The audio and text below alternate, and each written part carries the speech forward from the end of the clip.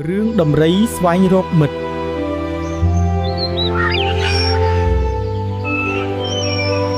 កាលពីព្រេងនាយនៅឯព្រៃដ៏ធំមួយដែលពោរពេញទៅដោយដើមឈើខៀវស្រងាត់និងផ្កាចម្រុះពណ៌មានសត្វជាច្រើនរស់នៅថ្ងៃមួយមានដំរីមួយក្បាលបានដើរចូលមកក្នុងព្រៃដើម្បីស្វែងរកមិត្តភក្តិសង្ឃឹមថាខ្ញុំនឹងជួបមិត្តល្អម្នាក់នៅទីនេះពេលចូលមកដល់ក្នុងព្រៃជ្រៅគេបានឃើញសត្វស្វាមួយក្បាលនៅលើដើមឈើ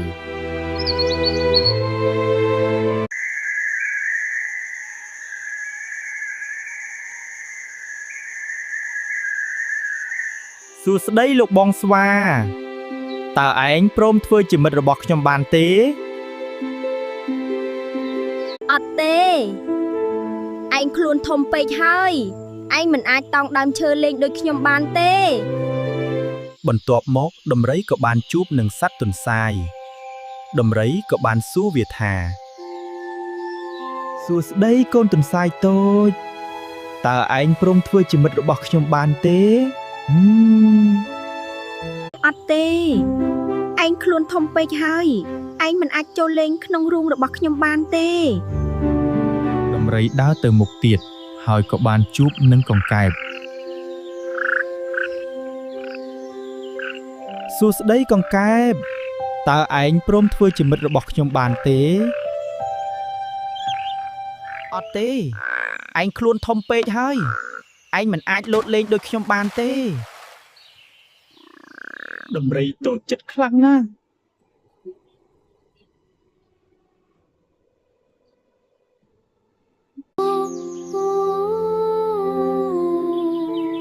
ចុះឯងវិញចចក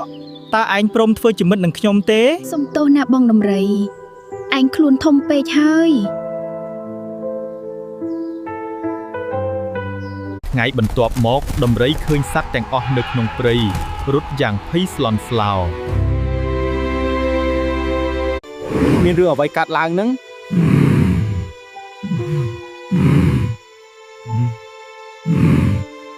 មានខ្លាធំមួយ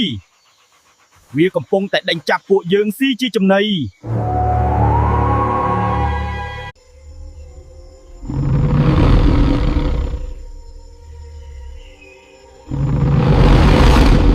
ដំរីឆ្ងល់ថាតើខ្លួនអាចធ្វើអ្វីបានដើម្បីជួយសត្វទាំងអស់នៅក្នុងព្រៃ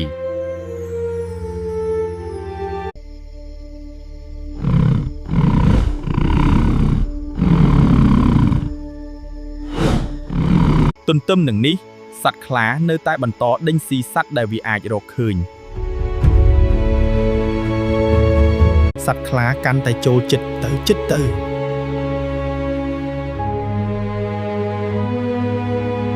សុំចិត្តផងបងខ្លា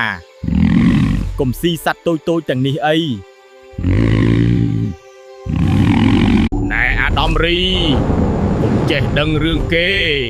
ឆាប់ថយចេញភ្លាម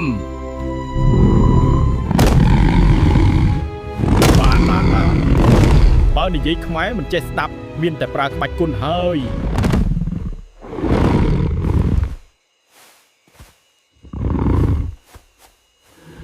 បានតើបើនិយាយខ្មែរមិនចេះស្ដាប់មានតែប្រើក្បាច់គុណហើយ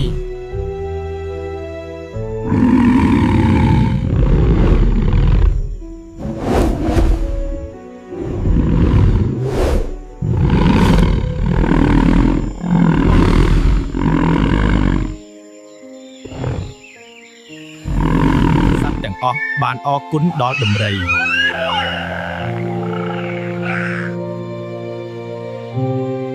ឯងមានខ្លួនធំល្មមនឹងធ្វើជាមិត្តរបស់យើងហើយ